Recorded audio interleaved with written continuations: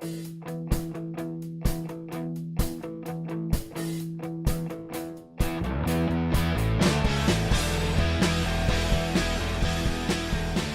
everyone, I'm David Wojcik, the President and CEO of your Mississauga Board of Trade.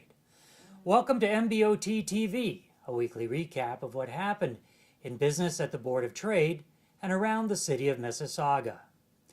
Last week was Budget Week in Ontario, with Finance Minister Charles Sousa tabling a budget that outlines virtually nothing for the business community. There will be economic activity from infrastructure spending, and he did hold the corporate tax rate at 11.5%. But increases in energy costs resulting from the carbon tax may be problematic for small business owners. Even the much-lauded free tuition missed the mark with business by not targeting specific skills required to satisfy employment vacancies.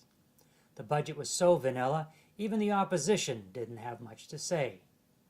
If you're interested in hearing the minister give his budget recap firsthand, he will be delivering post-budget highlights to MBOT members and guests on Friday, March the 4th at the Lakeshore Convention Centre.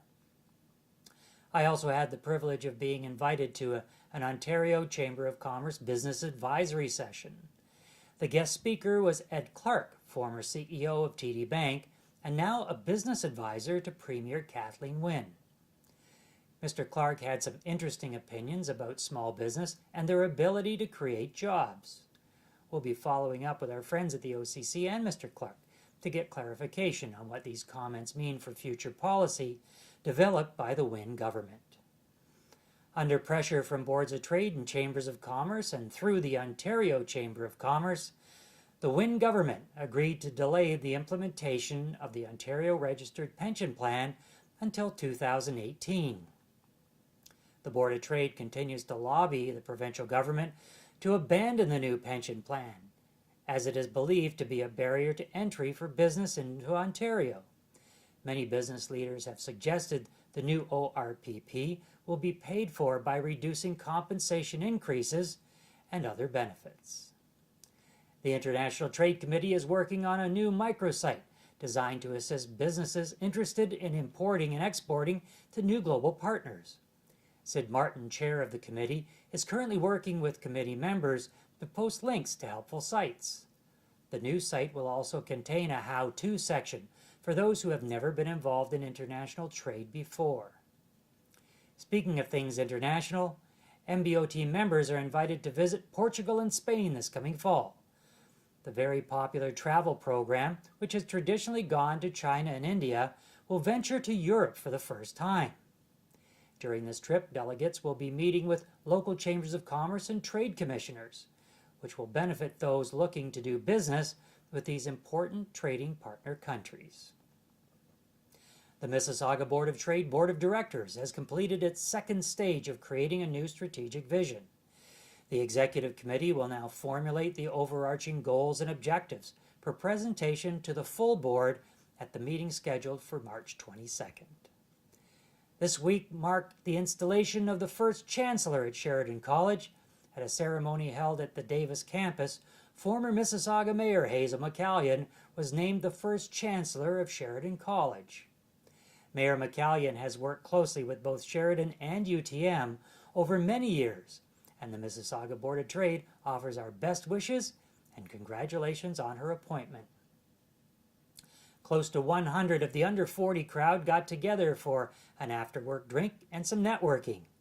The NGen event was held at Eastside Mario's newest location at Dixie and Dundas. NGen is a regularly scheduled event for up-and-coming business professionals and entrepreneurs who are interested in growing their circle of business connections. The Business Learning Committee had another successful seminar and discussion on how to beat the tax man. Rita Trowbridge from BDO, David Barnsdale from Barnsdale and Hussain Wealth Management Group, David Carolyn from BDO, and Ray Mikula from Pallet Vallow headed up the panel of experts on this important session just before the tax season hits us. Here's what's on the MBOT calendar over the next couple of weeks. On Friday, March the 4th, the budget recap sponsored by BDC with Finance Minister Charles Sousa being held at the Lakeshore Convention Centre. Come out and ask your questions in this rare opportunity to be face-to-face with one of Mississauga's most recognized politicians. Tuesday, March 8th marks International Women's Day, and the Mississauga Board of Trade will be celebrating with a wine, cheese, and she talks gathering. Sponsored by the Women's Leadership Committee, this is a complimentary event for members. Registration is mandatory, and the committee invites you to come and network while you share your thoughts on future programming.